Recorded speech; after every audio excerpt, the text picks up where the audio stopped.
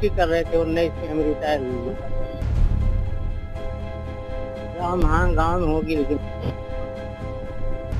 हमको मिल जाए सर हमारा जमीन, हमको और कुछ।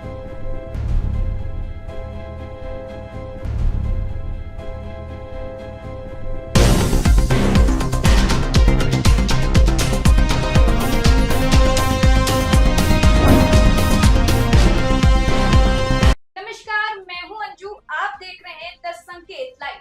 आज हम आपको दिखाने जा रहे हैं एक ऐसी कहानी जो सुनकर आप हैरान रह जाएंगे, क्योंकि यह सिर्फ एक खबर नहीं बल्कि सिस्टम की उस सच्चाई का आईना है जिससे एक जिंदा इंसान को कागजों में मार दिया है और वह पिछले 14 वर्षों से खुद को जिंदा साबित करने के लिए भटक रहा है।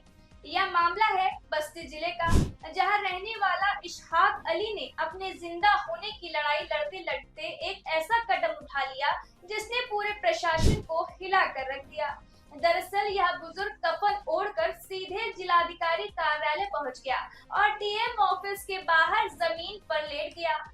जैसे ही यह दृश्य लोगों ने देखा, पूरे कलेक्टर परिसर में हड़कंप मच गया। अधिकारी दौड़ते हुए वहां पहुंचे और जब उन्होंने बुजुर्ग से पूछा कि यह क्या कर रहे हैं, तो उनकी रुआसी आवाज में निकले शब्द थे, साहब मैं मर चुका हूँ, मुझे जिंदा कर दीजिए।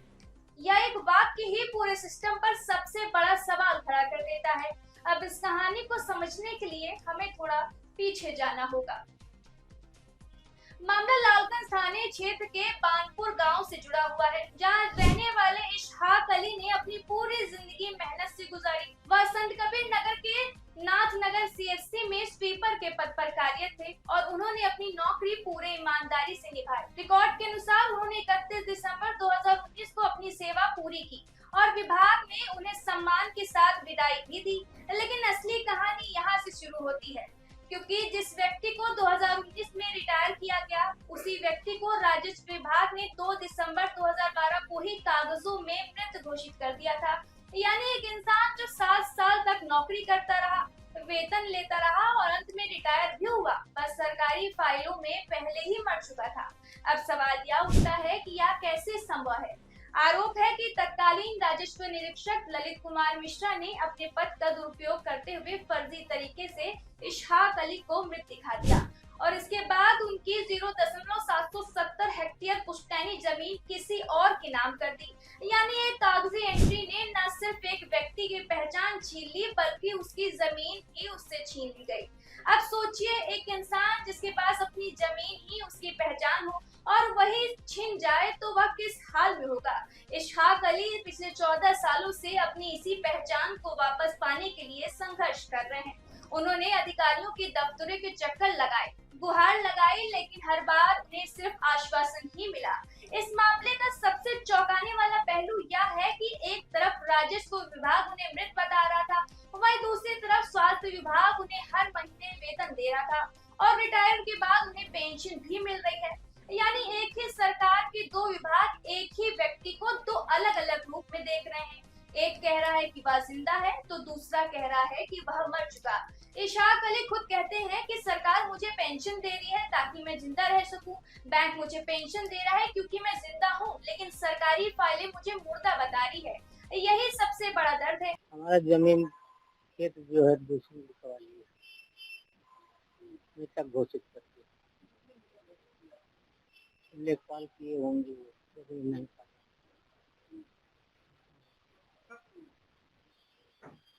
तक घोषित तो 2012 में किए हैं। ड्यूटी कर रहे थे 19 में हम रिटायर हुए फरवरी पेपर पर।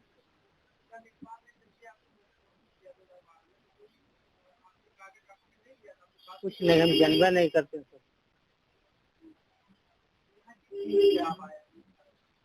हमको न्याय चाहिए सर, और हमारा सामान हमको मिल जाना चाहिए। हमको मिल जाओ, कुछ नहीं चाह रहा सर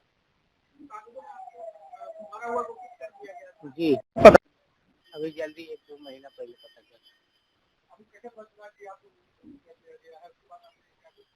अरे निकलवाया गया खतौनी पर, देखा गया उसमें।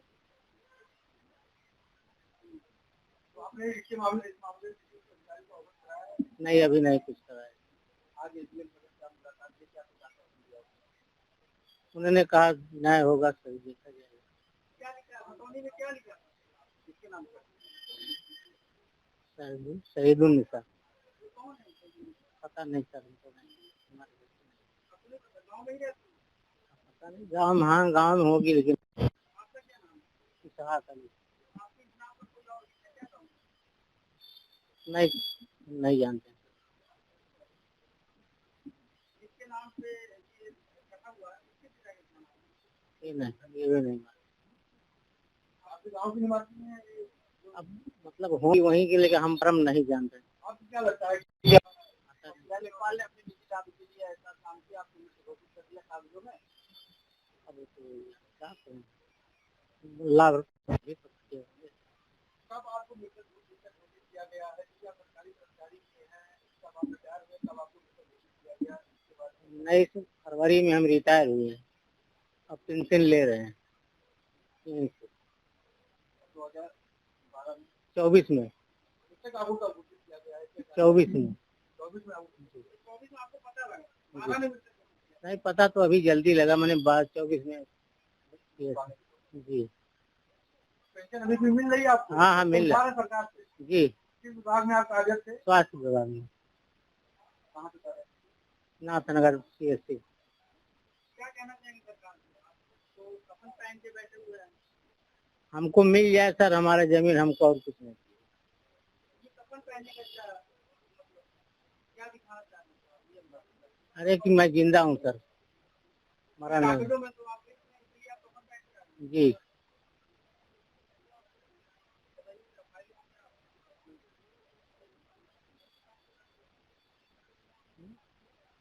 सरकारी दस्तावेज में आप बड़े जी, अब उससे तो यही है।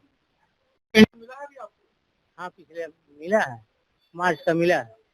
मतलब सरकार मिलकर के इंसान को पेंशन दे रही है? जी हाँ हाँ, अब कागज के हिसाब से तो ही है। जब यह मामला कलेक्टर पहुंचा तो बुजुर्ग कफन ओढ़कर जमीन पर लेट गए, तो प्रशासन भी हरकत में आया। मौके पर पहुंचे उप जिलाधिकारी शत्रुघ्न पाठक ने इस मामले को बेहद गंभीर बताया। उन्होंने कहा कि एक व्यक्ति खुद को जीवित बता रहा है, उसके पास इसके दस्तावेज भी हैं, तो इस मामले की गहन जांच की जाएगी और जो भी कर्मचारी इस फर्जीवाड़े में शामिल पाया जाएगा उसके खिलाफ कड़ी कार्रवाई की जाएगी। उन्होंने यह भी आश्वासन दिया कि जल्द से जल्द बुजुर्ग को कागजों में जिंदा किया जाए, उसे न्याय दिलाया जाए। लेकिन अब सवाल यह है, क्या 14 साल तक भटकने के बाद सिर्फ एक आश्वासन काफी है? क्या उस व्यक्ति को उसकी जमीन वापस मिल पाएगी? क्या दोषियों पर वास्तव में कार्रवाई होगी? क्योंकि यह मामला सिर्फ एक व्यक्ति का नहीं बल्कि उस पूरे सिस्टम का है, जहां एक गलती किसी की पूरी जिंदगी बदल सकती है। यह घटना हमें सोचने पर मजबूर करती है कि क्या हमारे देश में कागजों की ताकत इंसान की पहचान से बड़ी हो गई है? क्या एक फाइल में दर्ज एक गलत एंट्री किसी की जिंदगी छीन सकती है? और अगर ऐसा है तो इस सिस्टम को सुधारने की जिम्मेदारी किसकी है? कुल मिलाकर बस्ती से सामने आई यह घटना सिर्फ एक खबर नहीं बल्कि एक चेतावनी है कि अगर सिस्टम में जवाबदेही नहीं होगी तो ऐसे मामले बार बार सामने आते रहेंगे। अब देखना यह होगा कि प्रशासन इस मामले में कितनी तेजी से कार्रवाई करता है और क्या इसहाक अली को उनका हक और उनकी पहचान वापस मिल पाती है, या फिर यह मामला भी फाइलों के ढेर में दब कर रह जाएगा। फिलहाल पूरे प्रदेश की नजर इस मामले पर टिकी हुई है। हर कोई यही उम्मीद कर रहा है कि इस बार एक जिंदा इंसान को उसकी पहचान जरूर मिलेगी।